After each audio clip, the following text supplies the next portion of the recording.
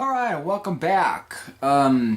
After releasing their follow-up album to, their self-titled debut in 1986 titled The Dark, not just David Wayne would leave, but even Kurt Vanderhoof was definitely leaving the band. Even though he provides additional guitar work to the album that would follow The Dark, but though it's only additional, because he would then get replaced by John Marshall.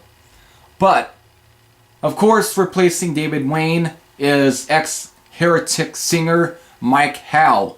And with this, they release Blessing in Disguise. Now, another fun fact about this is that Blessing in Disguise was supposed to be Flotsam and Jetsam's second album. It was, but instead they called it No Place for Disgrace. Again, of course, the A&R manager would end up giving that, the name Blessing in Disguise to Metal Church. So, on here, this is a bit of a different album in some ways. First time listening to this, it's got more of a power metal sound to this one. It's, even at times the sound is even more progressive in ways. It kind of like they were paying attention to Fate's Warning and Liege Lord. There's just something very different about this album that sets, apart from the last two albums. It's just more progressive and less, focus on thrash riffing and more on U.S. power metal riffing a la Liege Lord. And of course with progressive like Fate's Warning. So of course the album starts up with Fake Healer, a good way to start it. Rest in Pieces, another good track. But one of the more progressive songs on here is Anthem to the Estranged. This is practically almost over 9 minutes long. This is a very progressive track from start to finish. It starts off very melodic, but like it's gonna be like Gods of Wrath and Watch the Children Play, but it ends up going into so different places that it can't be. It's a very progressive track. And of course we got Badlands on here. It's a good one. The Spell Can't Be Broken. And It's a Secret, which is an instrumental on here. The last time we saw an instrumental was on the debut. This right here, at times, it doesn't want to be Merciless Onslaught. At times it goes into, the kind of that Merciless Onslaught-esque, shredding. But it's more melodic as well. It's definitely not a bad track at all. Ends with The Powers That Be, which is a good track on here. This is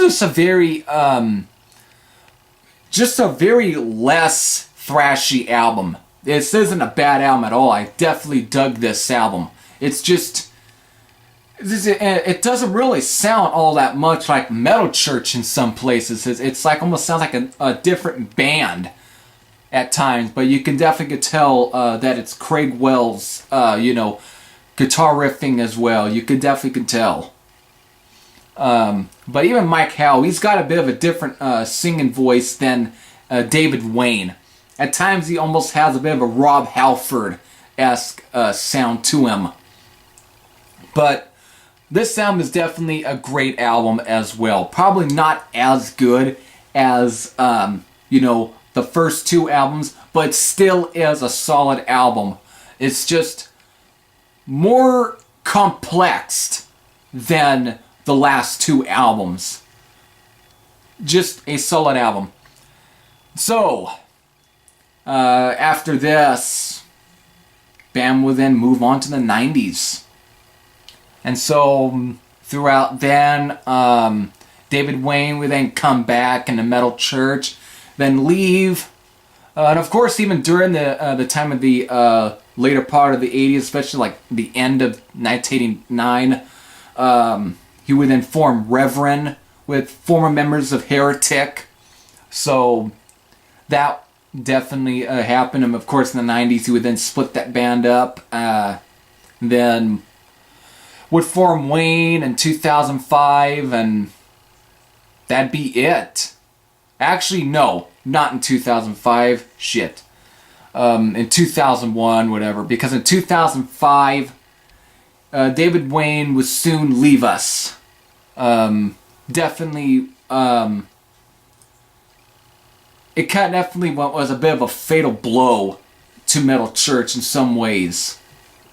But definitely, Mike Howe will then return with the Metal Church, and today he's back with them, released a new album, and there's definitely still going strong. So, with that, if you have heard Blessing in Disguise, what are your thoughts on this album?